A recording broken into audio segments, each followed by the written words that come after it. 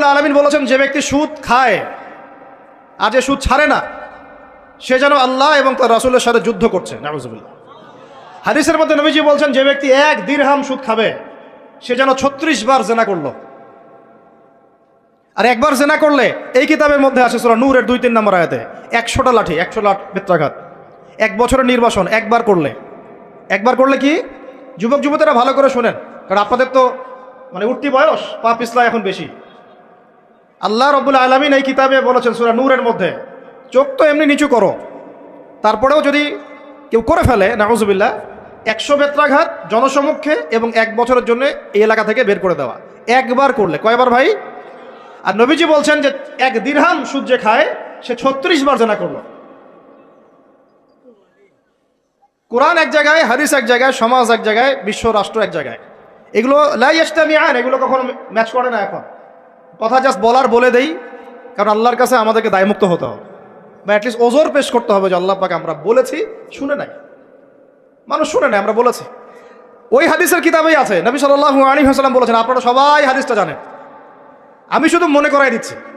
আপনার নবী বলেছেন, মুহাম্মদ সাল্লাল্লাহু আলাইহি ওয়াসাল্লাম বলেন, সাল্লাল্লাহু আলাইহি ওয়াসাল্লাম, যে ব্যক্তি সুদ খায়, সুদের এই 70টা পাপের সবচেয়ে নিচের পাপ, সে যেন তার মাকে বিয়ে করলো।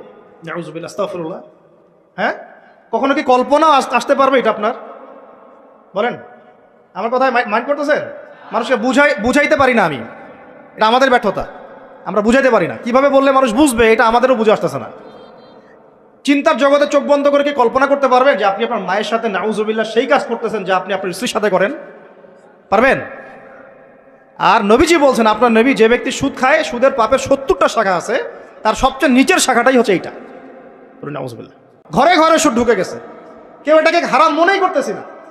আল্লাহ পাক যেটাকে বলছেন যে যেটা করলে আল্লাহর সাথে যুদ্ধ করা হয়, নবীর সাথে যুদ্ধ করা হয়, আমরা এখন বেশিরভাগ মানুষ আল্লাহর সাথে যুদ্ধ করছি, নবীর সাথে যুদ্ধ করছি। 36 বার করে জিনা করতেছি, 1 দিরহাম সুদ খাওয়ার বদৌলতে মায়ের সাথে জিনা করতেছি। আপনাদেরকে কল্পনা করতে বলছিলাম, কেউ কি কল্পনাও করতে পারবেন মায়ের সাথে কেউ এরকম কাজ করতেছে? নাউযুবিল্লাহ। পারবে? বলেন। কিন্তু আমরা এই কাজগুলো করতেছি। সুদ মানেই মায়ের সাথে জিনা করা।